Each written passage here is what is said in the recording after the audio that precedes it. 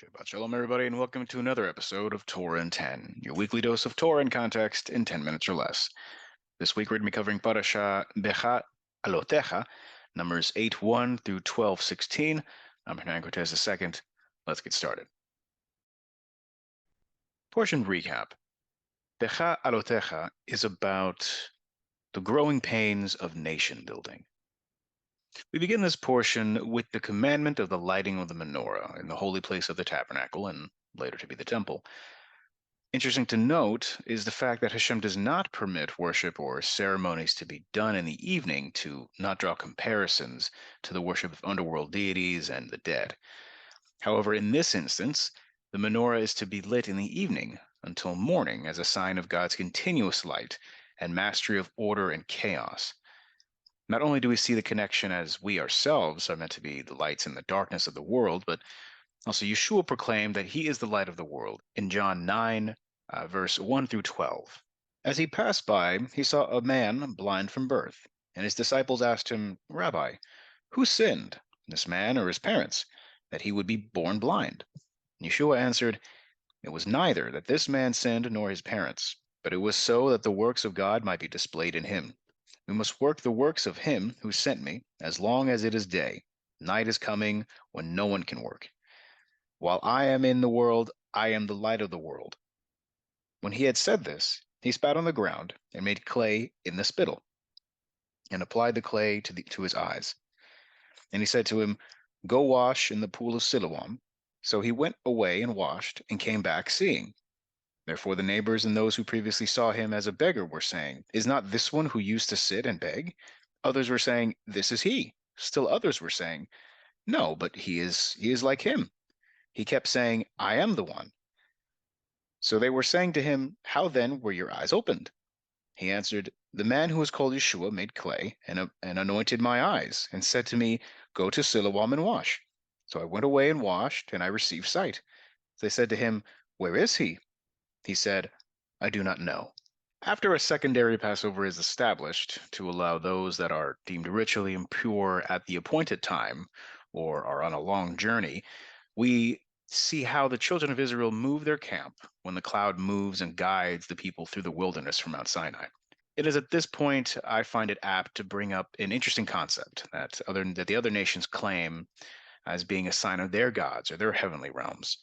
And that's the concept of the cloud and its rider. We have to bear in mind continuously that the people of Israel at this time understood this imagery and its meaning. To them, and indeed the entirety of the ancient Near East, the cloud was not simply a collection of gaseous water vapor, but was the vehicle by which the gods traveled and conveyed themselves to mortals. An excerpt from the Zondervan Illustrated Bible Commentary sums it up best, I feel. The imagery of clouds for deities is ubiquitous in the ancient Near East. In Akkadian texts, the term melamu describes the cloud aura that surrounded the gods and their sanctuaries. The term palhutu denoted the attendant garment of fire in the temple precinct. In Egyptian murals, deity is often depicted as a winged sun disk surrounded by storm clouds. In the creation epic from Ugarit, Baal is often referred to as the cloud rider, who has brought forth the fertility of the soil through beneficent rains. Yet the psalmist declared that Hashem, God of Israel, was the one who truly rides on the clouds, who dwells in his holy sanctuary and champions the cause of the widows and orphans. His power over the natural elements was exemplified in withholding rain in the days of Ahab. The fact that the cloud is mentioned several times within this particular portion and plays a massive role in leading Israel through the wilderness was a clear sign not only to them, but any other nation that was paying attention, that God did indeed dwell among Israel and is their king. Remember, God is using the imagery that is understood by the people to show his majesty and power. As we continue in the portion, the creation of the silver trumpets is commanded and given specifically to the sons of Aaron as a lasting ordinance, and the individual uses of the trumpets are laid out specifically in Numbers 10, verse 1 through 10. The Lord spoke further to Moses, saying, Make yourself 2 trumpets of silver. Of hammered work you shall make them. You shall use them for summoning the congregation and for having the camp set out. When both are blown, All the congregation shall gather themselves to you at the doorway of the tent of meeting. Yet if only one is blown, then the leaders of the heads of the divisions of Israel shall assemble before you. But when you blow an alarm, the camps are pitched on the east side shall set out. When you blow an alarm the second time, the camps that are pitched on the south side shall set out. An alarm is to be blown for them to set out. When convening the assembly, however, you shall blow without sounding an alarm. The priestly sons of Aaron, moreover, shall blow the trumpets, and this shall be for you a perpetual statute throughout your generations. When you go to war in your land against the adversary who attacks you, then you shall sound an alarm with the trumpets, that you may be remembered there before the Lord your God, and be saved from your enemies. Also, in the day of your gladness and in your appointed feasts, and on the feast in the first day of your months, you shall blow the trumpets over the burnt offerings and over the sacrifices of your peace offerings, and they shall be as a reminder of you before the Lord. I am the Lord your God. After setting forth from Sinai and camping out in the wilderness, people begin to complain about the manna from heaven and compare their situation to what they had back in Egypt, forgetting that they were slaves under a brutal regime and instead portraying their situation there as a land of plenty where they had good lives. Another key detail, which isn't always caught, is the fact that the people who complain and later die from the plague of the quail are a specific group that is mentioned in different translations as either the riffraff or rabble, but all of them carry a negative connotation and are linked to the people who were not originally part of Israel but left Egypt with them. We can further see as this issue is resolved with the gathering of the quail, the scale of which again is illustrated well in the Zondervan. An east wind and a south wind descend on the camp with provision of meat. Writers through history have described the movement of quail, genus Cortinix or Cortinix vulgaris, across the Sinai, generally northward in the spring, as here, and southward in the fall.